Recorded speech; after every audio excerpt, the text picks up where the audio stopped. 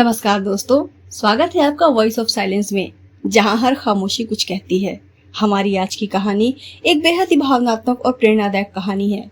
ये कहानी आपके दिल को छू जाएगी। इसका शीर्षक है माँ का आत्मसम्मान। चलिए कहानी शुरू करते हैं। रात का समय था। घर में सब अपने कमरे में आराम से सो रहे थे। 65 वर्षीय रमा जी अपने घुटने में आयुर्वेदिक तेल लगा रही थी। उन्हें कुछ सालों से घुटने में दर्द की समस्या थी। इलाज भी उतने अच्छे से नहीं हो पाया था। अगली सुबह रमा जी की नींद खुलती है। हमेशा की तरह वो नहाकर पूजा करने लगती हैं। जब तुलसी को जल डाल रही थी तभी उनकी बहू तारा उठती है और उठते ही चिल्लाना शुरू कर देती है। हे भगवान, इतनी देर हो गई, बच्चे को स्कूल भेजना है, इनका टिफिन भी नहीं बना। माँ जी, आप जल्दी उठ जाती हैं तो क्या सुबह का थोड़ा बहुत नाश्ता टिफिन भी तैयार नहीं कर सकती? मुझे सोते सोते इतनी देर हो जाती है, पूजा पाठ बाद में भी तो हो सकता है। रमा जी धीरे धीरे कमरे की तरफ आते हुए बोली, बहू, मैं जो बनाती हूँ वो तुझे पसंद ही नहीं आता। 10 कमियां निकालती है।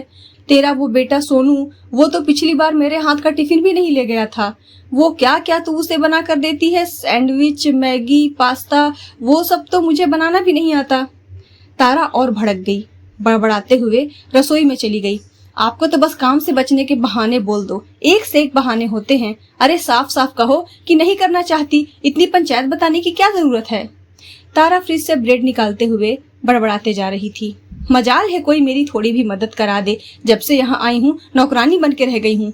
और ये उतने साल ठीक थी, मेरे आते ही इनके घुटने कमर सब खराब हो गए। रमा जी अपमान के आंसुओं के घूंट पी के रह गई। तब तक उनका बेटा हर्ष आ गया और अंगड़ाई लेते हुए बोला, तारा यार, एक कप चाय पिला दो, ऑफिस के लिए भी तो निकलना है। तारा किचन से ही चिल्लाते हुए बोली, माँ जी, अब चाय तो बना सकती हैं ना आप, कि वो भी नहीं होगा आपसे। रमा जी धीरे धीरे लंगड़ाते हुए रसोई में जाने लगी। चाय का पतीला निकाला और उसमें पानी डालने लगी। उनके काम करने की रफ्तार थोड़ी कम थी। वजह थी कि वो घुटनों के दर्द की वजह से तेज चल नहीं पाती थी। जब तक तारा और भड़क गई, मुझे देखकर आपके काम की स्पीड और कम हो जाती है क्या? जाइए आप यहाँ से, जितना चाय नहीं बनाएंगी उतना मेरा खून खौलाएंगी। रमा जी बोली, मेरे घुटने में 4-5 दिन से बहुत दर्द हो रहा है, इसलिए अच्छे से चल नहीं पा रही। तारा आंखें घुमाते हुए दूसरी तरफ मुंह करके बोलती है, काम के नाम पर आपके ऐसे ही घुटने दुखने लगते हैं, अब जाइए। रमा जी का दिल छलनी हो जाता तारा की इन कड़वी बातों से। वो जाकर बरामदे में बैठ जाती हैं। हर्ष वहीं बैठकर चाय पीने लगता है। तभी रमा जी हर्ष से कहती हैं, बेटा, कुछ दिनों से घुटने में बहुत दर्द हो रहा है, आज शाम को मुझे डॉक्टर के पास ले चल। हर्ष ने झुंझलाते हुए जवाब दिया, माँ, इस महीने इतने खर्चे हैं, आपको अभी ही डॉक्टर को दिखाना है। मेरे लिए कितना मुश्किल है घर चलाना, आपको पता भी है। अभी परसों ही आपको वो आयुर्वेदिक तेल दिया था ना, इतना खर्चा करवाएंगी तो कैसे चलेगा। रमा जी कुछ न बोली। इधर तारा फिर शुरू हो गई, माँ जी, आप अपने बेटे के बारे में जरा भी नहीं सोचती क्या? इस घर का पूरा खर्चा हम उठा रहे हैं, बीच बीच में आपकी दवा दारू चलती ही रहती है, पर संतुष्टि नहीं है आपको दिखता ही नहीं कि पूरा खर्चा हम कैसे मैनेज कर रहे हैं। रमा जी अपमान का घूंट पी कर रह जाती। ये तो रोज का ही था। बहू बात बात पर उन्हें ताने देती और बेटा से कुछ कहो तो वो भी झुंझुला जाता। अभी कल ही हर्ष की पत्नी के लिए सोने का झुमका बनवा के लाया था। उसके लिए पैसे थे उसके पास, और मुझे डॉक्टरों के पास ले जाने के लिए नहीं। बहू से क्या शिकायत करूं जब बेटा ही माँ का दर्द नहीं समझता। सोचकर उनकी आंखों में आंसू आ गए। कुछ देर बाद उन्हें और तेज दर्द होने लगा। उनके बर्दाश्त से बाहर था। उन्होंने सोचा हर्ष से कह दे कि दवा ले आए, पर वो फोन पर बात करने में लगा था। इधर तारा भी किसी से फोन में बहुत खुश होकर बात कर रही थी। उसे कुछ कहने का मतलब है कि 4 और बातें सुनो। वो धीरे धीरे खुद ही लंगड़ाते हुए पास के मेडिकल स्टोर में जाने लगी। उन्हें इस तरह लंगड़ाते हुए देखकर पड़ोस में रहने वाली सुजाता जी ने कहा, अरे दीदी, क्या हुआ? लगता है आपके घुटनों में दर्द ज्यादा है। हाँ, उम्र का असर है, दर्द तो होता ही रहता है। दवाइयाँ लानी थी इसलिए निकल गई, वरना घर पर ही आराम कर रही थी। तो आप अकेले क्यों गई दवाइयाँ लेने? हर्ष को भेज देती। सुजाता जी की बात सुनकर रमा जी चुप हो गईं। आखिर कहती भी क्या कि बेटा जाता नहीं, और बहू को बोलो तो 4 बातें अलग से सुनाती, ना ही सोनू को जाने देती। पर सुजाता जी को तो उनके घर की सारी बातें पता थी, इसलिए उन्होंने आगे कुछ नहीं कहा और चुप हो गईं। आखिर बोल बोल कर क्या किसी के दर्द को कुरेदना। रमा जी वैसे ही लंगड़ाते हुए दवा लेकर अपने घर की तरफ बढ़ी।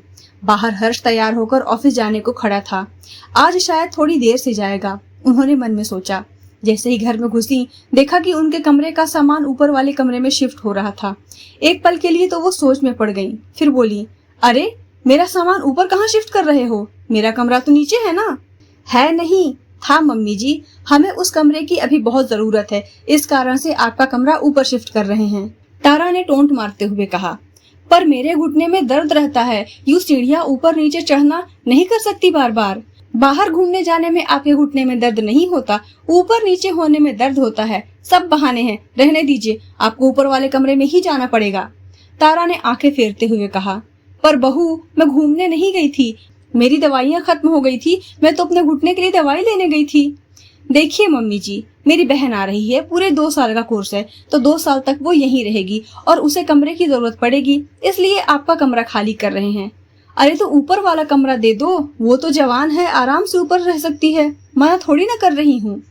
तारा और ज्यादा गुस्सा होकर बोलती है, मेरी बहन उस छोटे से कमरे में रहेगी? मायके में मेरी भी कोई इज्जत है, और आप मुझे मना करने वाली होती कौन है? घर हमारा है, घर का खर्चा हम उठा रहे हैं, हमारा डिसीजन हम किसे कहाँ रखते हैं। ऊपर वाले कमरे से इतनी दिक्कत है तो आप बाहर वाले कमरे में रह जाइए, हमें कोई एतराज नहीं है, तारा ने बड़ी बेरुखी से कहा। सुनकर रमा जी की आंखों में आंसू आ गए।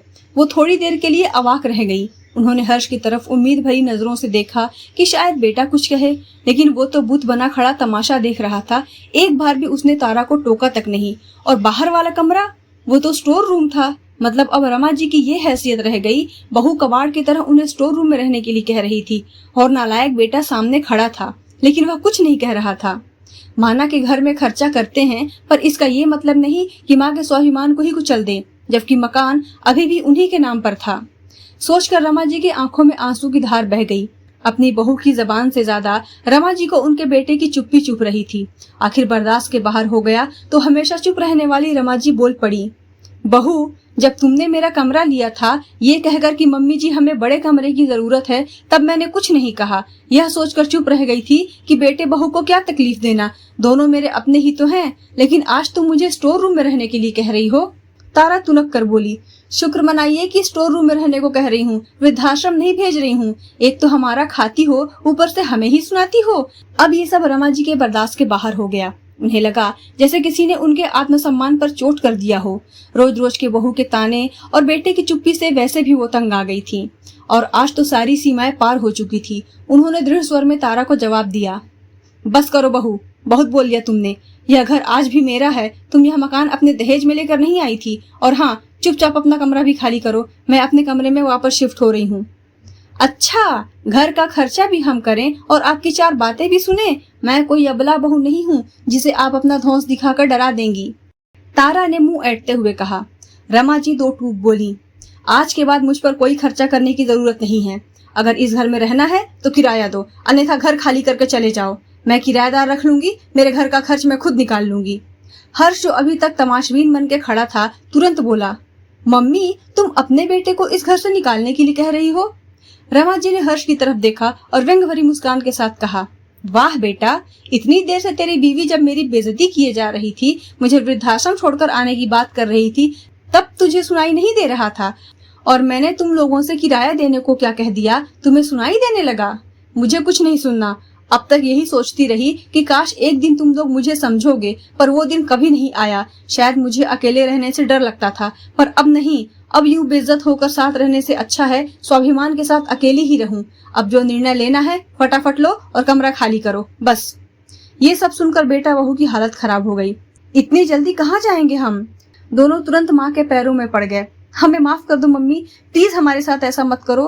पर रमा जी ने मन पक्का कर लिया था। उन्हें पता था कि अभी यही नाटक करेंगे और कुछ दिन बाद फिर से वही रवैया अपनाएंगे।